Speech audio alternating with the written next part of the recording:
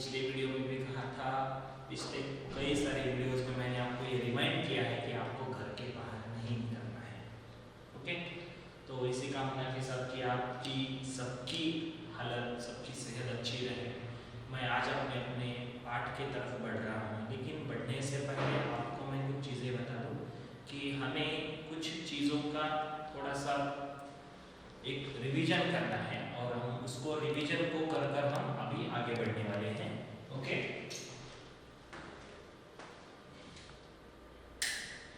तो स्टूडेंट्स, हम उपपद विभक्ति उस विभक्ति को कहते हैं कि किसी विशेष पद के साथ जब कोई विशेष विभक्ति यूज की जाती है। देख सकते हैं हम यहाँ पे देवालयम परितः वृक्षाः सन्ति, यानी कि जिस उपपद के साथ कोई विशेष विभक्ति का यूज किया गया है, उसका उपयोग किया गया है, तो वह उपपद विभक्ति कहलाती है। हम इस पाठ में सामान्य रूप से वाक्यों में कुछ वाक्य हम देख चुके हैं, उसे हम सिर्फ अभी रिवाइज करेंगे। और बहुत सारे स्टूडेंट्स ने मुझे वाक्य बनाकर लिखकर भेजे हैं मेरे न्यू मेल आईडी पर, थैंक यू फॉर दैट। अभितः दोनों ओर, सरोवरम अभितः वृक्षाः सन्ति, देवम अभितः पर्णानि सन्ति, कृष्णम अभितः गोपाः सन्ति, उभयतः दोनों ओर, नदीम उभयतः मार्गौ स्तः। ये समझो नदी है और ये समझो एक नदी है और इसके दोनों तरफ रास्ता है। ओके, अगला वाक्य था हमारे सामने, परितः चारों ओर, सरोवरम परितः वृक्षाः सन्ति। समझो ये सरोवर है, तालाब है और इसके चारों ओर वृक्ष है, इस तरह से।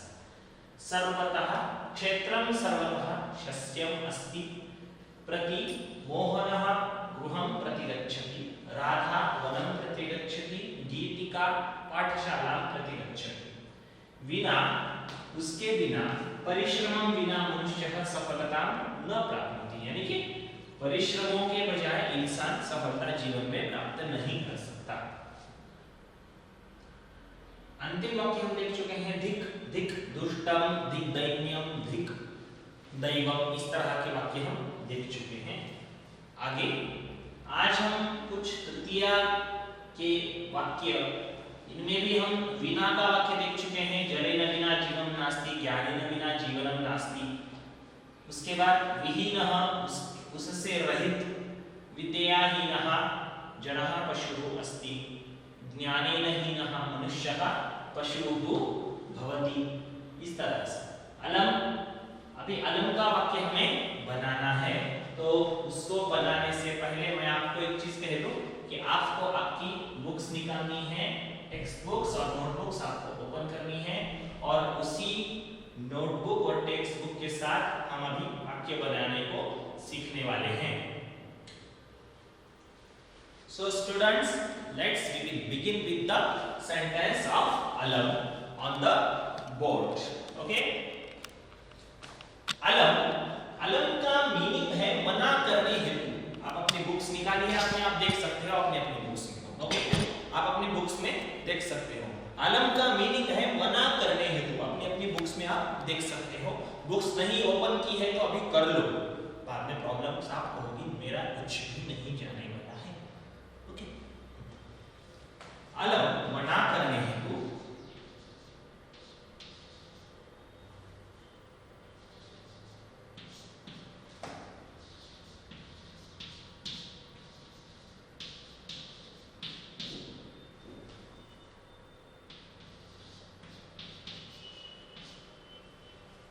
है ना, तो क्या आएगा,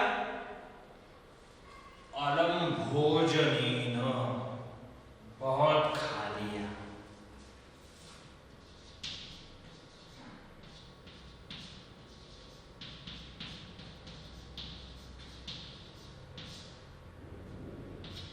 अलम हसितेन,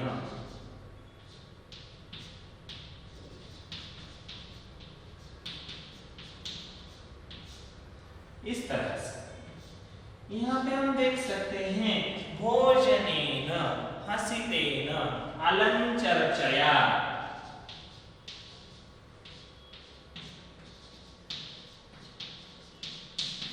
चर्चा यह शब्द बालिका के अनुसार या माला के अनुसार चलता है। अलम चर्चया, अलम भोजनेन, अलम हसीतेन, यानी कि बस हो गया खाना, बहुत हंसना हो गया, है ना, बहुत चर्चाएं हो गई, बहुत सारा डिस्कशन हो गया। यानी कि अलम इस उपपद को तृतीया की अपेक्षा है, इसलिए शब्द की तृतीया की गई है। हम इसे ही उपपद विभक्ति कहते हैं। ये है उपपद और ये है विभक्ति। इस उपपद को जो भी विभक्ति चाहिए, इस अव्यय पद को जो भी विभक्ति चाहिए, वह यूज की जाती है। अलम को तृतीया की अपेक्षा है, इसलिए यहाँ पर हमने तृतीया का यूज किया है। ओके, तो मैं अभी आगे बढ़ रहा हूं। अगला वाक्य है हमारे सामने, साकम समम।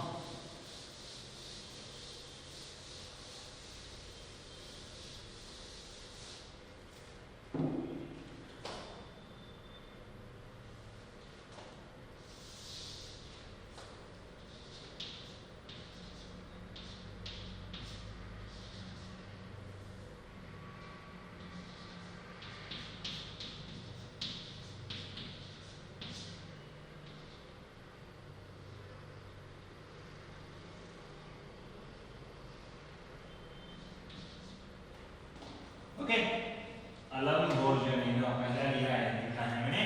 दूसरा है साकम सह सार्धम।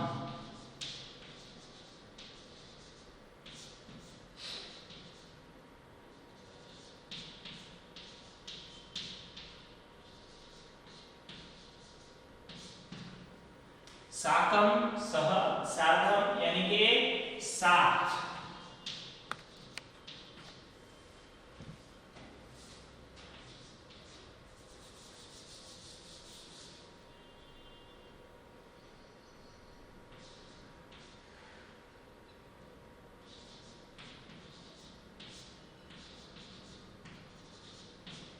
देवेन सह रमा अस्ति। सह उपपद है, तृतीया की अपेक्षा है, इस वजह से देवेन सह, कृष्णेन सह राधा अस्ति, आचार्येन सह छात्राः सन्ति, यानी कि टीचर के साथ स्टूडेंट्स है।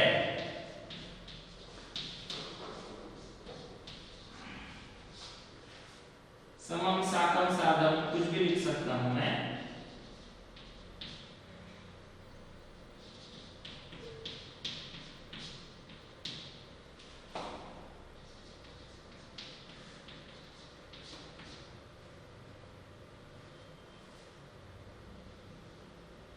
ओके, यानी कि तृतीया की अपेक्षा है, इसलिए तृतीया को यूज करना आवश्यक है। सम साकम सह सार्धम में देवेन सह रमा अस्ति, केन सह अस्ति, देवेन सह। आप यदि जो भी पद है उसको प्रश्नवाची सर्वनाम का यूज करते हुए, उसी विभक्ति के सर्वनाम का यूज करते हुए यदि उसको प्रश्न पूछोगे तो आपको आंसर आसानी से मिल जाएगा। देवेन सह रमा अस्ति, इस तरह से। ओके, तो आपकी बुक में है माता पुत्रेण सह गच्छति, उल्का कुलदीपेन सह आगच्छति, केचिता विजयेन सह गृहं गच्छति, है ना।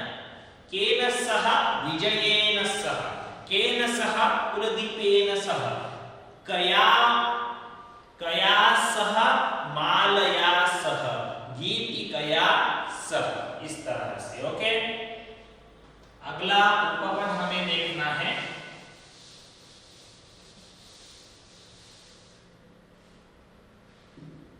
प्रयोजनम, यानी कि कोई भी चीज जब हम हमारे जीवन में करते हैं स्टूडेंट्स,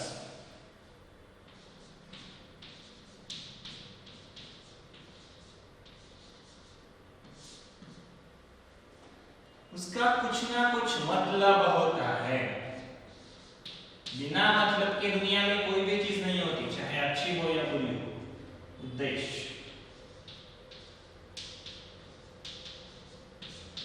कोई भी चीज किसी ना किसी उद्देश्य के साथ जन्म लेती है और किसी ना किसी उद्देश्य के साथ ही वह खत्म होती है। तो वाक्य आपकी बुक में क्या है? तस्य विद्यया प्रयोजनम अस्ति, यानी कि उसका ज्ञान के संदर्भ में प्रयोजन है। देख सकते हैं हम, रामस्य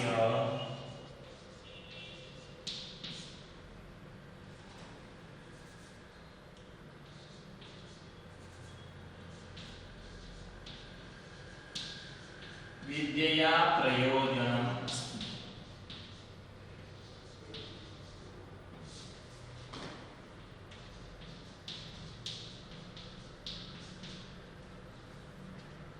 विद्यया, ओके, प्रयोजनम को भी तृतीया के उपपद हम देख रहे हैं, तृतीया विभक्ति की अपेक्षा है, इसलिए कया प्रयोजनम विद्यया।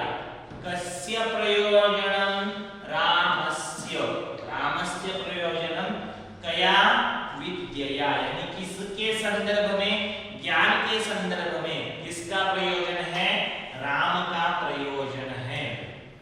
इस तरह से अभी हम देख सकते हैं कि अंशुलस्य ज्ञानेन प्रयोजनम अस्ति, कर्मकारस्य धनेन प्रयोजनम अस्ति, यानी कि कर्मकार है, काम करने वाला मजदूर है, बेचारा काम करता है, उसको बहुत मेहनत करनी पड़ती है। इंसान के प्रोफेशन में हर एक इंसान को मेहनत, हर एक को बहुत मेहनत करनी पड़ती है, लेकिन बहुत ज्यादा थक जाते हैं लोग जो मजदूरी करते हैं, है ना। इसीलिए सरकार भी उनके लिए बहुत सारी चीजें करती रहती है, तो वो अलग बात है। लेकिन कर्मकारस्य धनेन प्रयोजनम अस्ति, वाक्य हम लिख सकते हैं।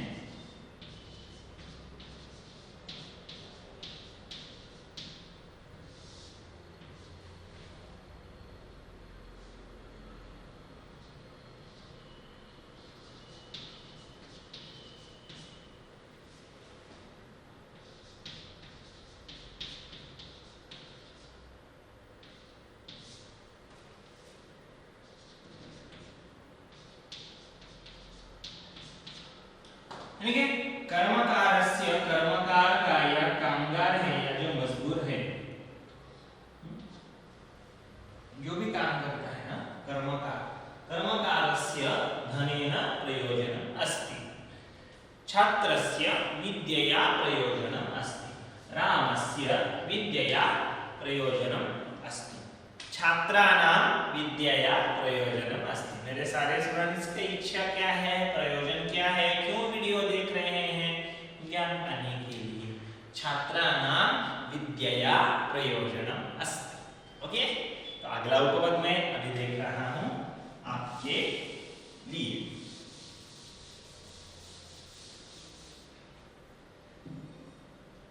आगे अगला उपपद हम देखते हैं सदृशः।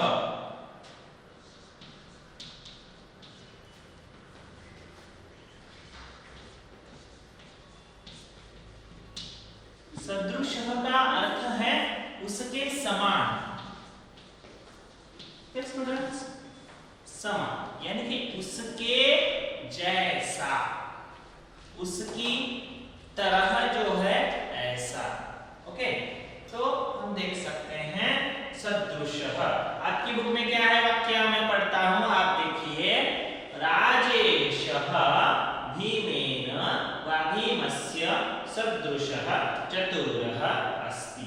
अभी सदृशः के संदर्भ में षष्ठी का प्रयोजन है और तृतीया का प्रयोजन भी है, लेकिन हमें यहाँ पर सिर्फ तृतीया का ही वाक्य हमें देखना है। विभक्ति कौन सी सोचनी है?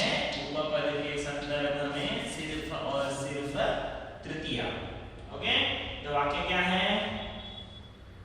उसके समान,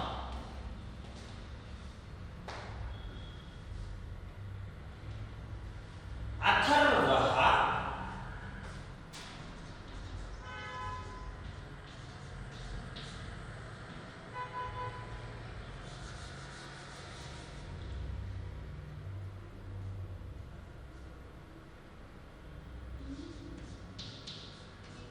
राजेशः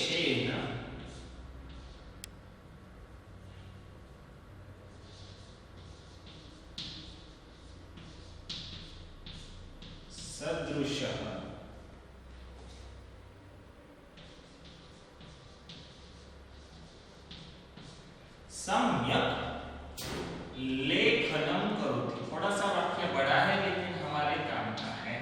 ओके स्टूडेंट्स,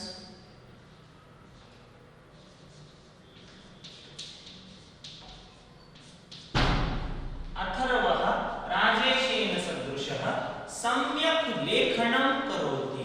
ये देख सकते हैं हम, अथर्वः केन सदृशः राजेशेन सदृशः, केन सदृशः राजेशेन सदृशः, किसकी तरह, राजेश की तरह लिखता है। कह अथर्वः, समझ सकते हैं हम, इसकी तृतीया है, सदृशः को तृतीया की अपेक्षा है, इसलिए कह लेखनम करोति अथर्वः। केन सदृशः राजेन सदृशः, अथर्वः केन राजेशेन सदृशः किं करोति, लेखनम करोति। ओके, यानी कि जिसकी भी तरह कर रहा है उसकी तृतीया की गई है, समझ रहे हो। हाँ, तो एक वाक्य में अभी आपके लिए यहां पर लिख देता हूं, आपकी जानकारी के लिए केवल।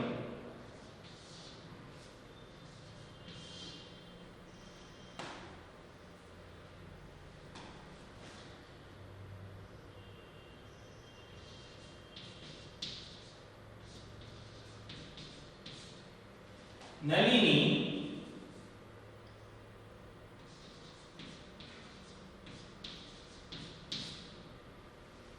मालया सदृश व तिष्ठन्तु मालिकन्तु कोई अगला वाक्य देता हूं, वो पहले ये वाक्य लिख लो। चलो, अथर्वः राजेशेन सदृशः सम्यक लेखनम करोति, लिखो, मेरे को आपको, चलो लिखो। और तो और वो दो वाक्य लिखने से पहले ये पहले तीन वाक्य लिख लो और बाद में ये वाक्य। ओके, तो मैं अभी आपके लिए रुका हूं। पहला तो कौन सा लिखना है, अलम देखा है हमने आज पहले, अलम भोजनेन, बाद में आपको लिखना है आचार्येण साकं छात्राः सन्ति, बाद में आपको लिखना है आका कर्मकार्यस्य धनेन प्रयोजनम् अस्ति, और बाद में आपको यह वाक्य लिखना है अथर्वः राजेशेन सदृशः सम्यक लेखनम करोति। ओके, अभी आपको ये वाक्य लिख लेने हैं, नोटबुक्स ओपन कर लिख लो।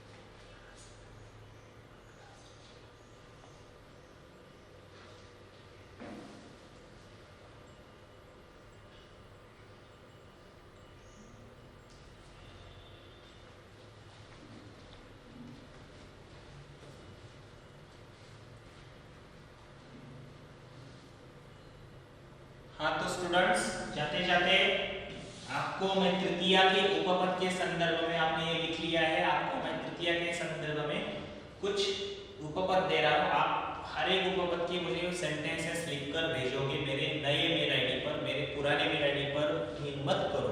ओके, आगे अलम के 5 वाक्य आपको लिखकर भेजने हैं। दूसरा था सह साकम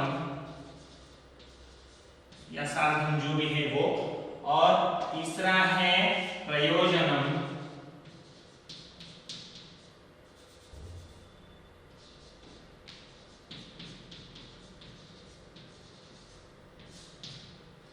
हर एक के सिर्फ 5-5 लिखकर भेजो।